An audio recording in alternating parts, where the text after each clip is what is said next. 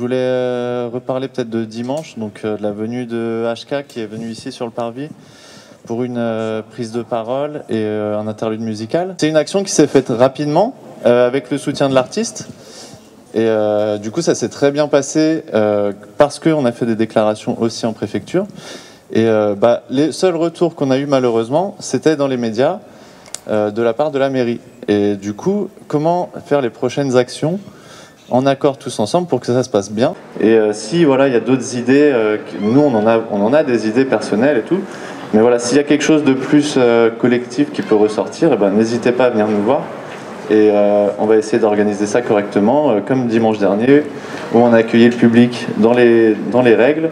Et après voilà, chacun est libre de faire aussi ce qu'il veut. Donc voilà, il faut respecter aussi la liberté individuelle. Mais voilà. Oui, Philippe Puyermet, moi je suis conseiller délégué chargé de spectacle vivant à la ville de Chambéry. Moi je suis ça depuis le début. Alors plusieurs choses, effectivement, nous on est attentifs au niveau de la ville à tout ce qui se passe ici. Et puis effectivement, il faut qu'on se rencontre, il faut qu'on voit ce qu'on peut faire nous derrière sur des actions que vous voulez mener en termes de réflexion. Et puis ça augure aussi, nous, ce qu'on voulait mettre en place, peut-être pas tout de suite, mais sur les assises de la culture. Donc en fait, toutes ces réflexions-là, bien sûr, elles sont passionnantes et elles nous intéressent. Et il faut qu'on travaille ensemble, main dans la main, c'est évident. Après, pour revenir sur ce qui s'est passé dimanche par rapport au message de la ville, en fait, c'est un peu normal la réaction, parce que la réaction elle est venue de la première adjointe, Aurélie Lemeur, qui est en lien aussi avec les services de la ville qui bataillent contre cette crise sanitaire. Donc en fait, c'est normal en fait ce qui s'est passé, et c'est pour ça qu'il faut faire extrêmement attention aux messages qu'on envoie, parce qu'en fait, ça peut très vite être contre-productif. Donc si on peut faire des choses, il faut les faire vraiment correctement, en respect de la crise sanitaire, parce que derrière, il y a vraiment des gens, il y a plein de services qui bataillent pour ça. Et du coup, il faut pas qu'on soit contre, il faut qu'on aille ensemble.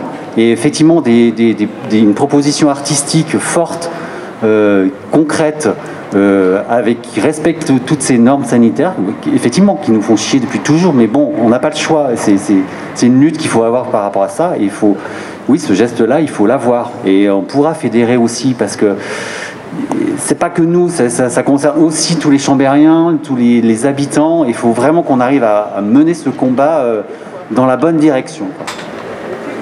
Je sais pas si... Philippe Puyermet, vous êtes conseiller au spectacle vivant. Martin Noblecourt, vous êtes adjoint à la municipalité.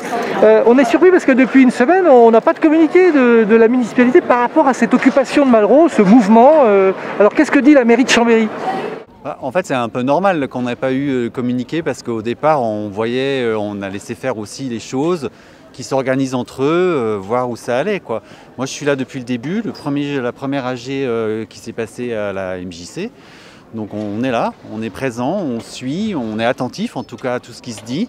Et puis maintenant, effectivement, on voit que ça commence un peu à prendre forme, à se structurer. Et puis nous, on va être aussi proactifs aussi, voir faire des réunions avec eux, voir écouter leurs demandes et puis voir comment on peut y répondre le mieux qu'on puisse avec les conditions sanitaires en cours, quoi.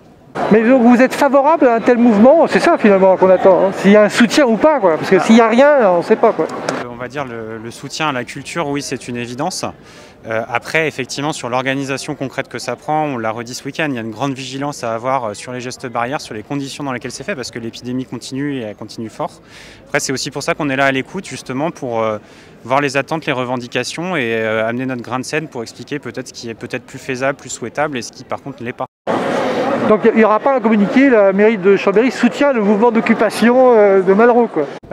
En fait, vous l'avez vu ce soir, leurs revendications, elles ont juste été formulées. Elles concernent quand même beaucoup de choses qui ne sont pas du ressort en plus des compétences de la mairie, hein, clairement sur l'ouverture des lieux culturels, etc.